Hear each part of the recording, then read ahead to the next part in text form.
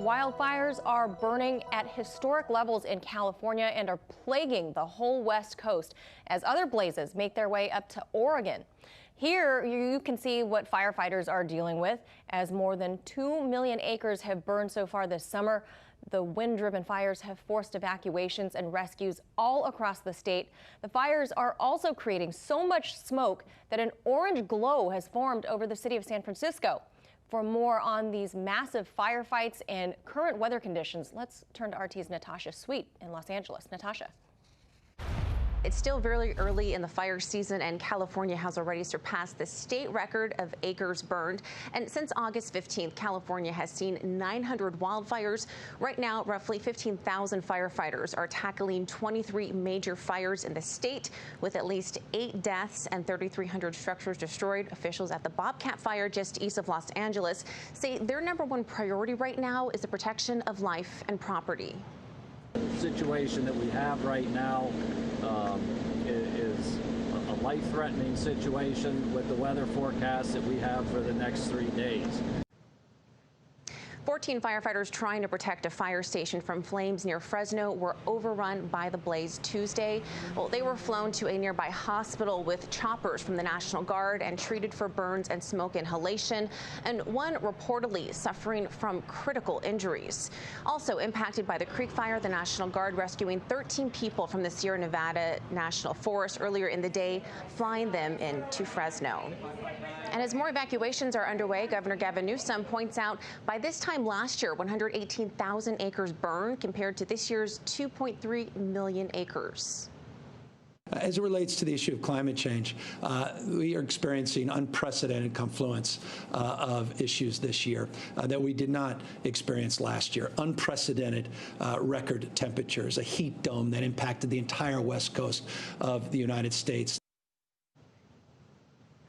In Oregon, thousands are without power as crews just north of Portland battle massive fires. The governor there declaring a state of emergency. More than 3,000 firefighters have been deployed over the last 2 weeks.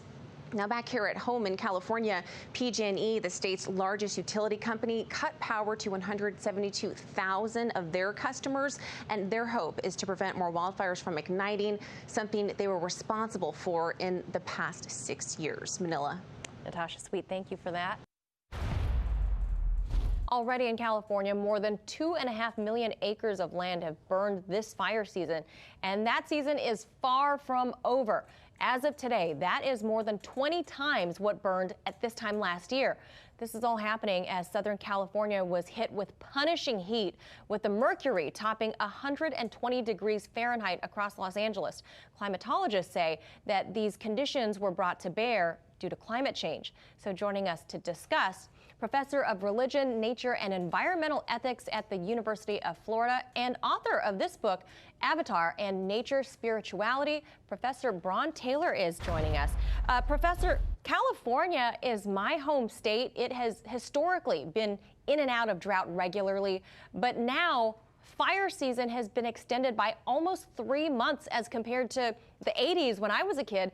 Basically, half the calendar year is now considered fire season in California. Did global warming or climate change affect this? Absolutely, Manila. I'm also from California. I'm getting a little feedback, which is disrupting, but this is personal to me. I used to work for the Park Service in California, and we used to have to fight firefighters, evacuate the campgrounds and so forth. And for the most part, we were able to do that effectively. However, since the last few years, places that we used to be able to defend, we have completely lost in the Santa Monica Mountains. The intensity and frequency of these fires has increased markedly. And all of this climate science lines up that not only the intensity and frequency of wildfires is increasing, but there's all sorts of other negative environmental consequences to climate change, or what is legitimately these days called the climate crisis. And for those who still question the validity of climate change, can you briefly explain how scientists differentiate those naturally occurring events from those which were brought on by humans? Yeah, the basic principle here is, I would just say it's big data. We all have our everyday lived experience, and that information is useful to us. It can pose questions. It can help us to understand what the scientists are talking about. Increasingly, people are experiencing the consequences of climate disruption personally, and our personal experiences increasingly cohere with what the scientists are telling us.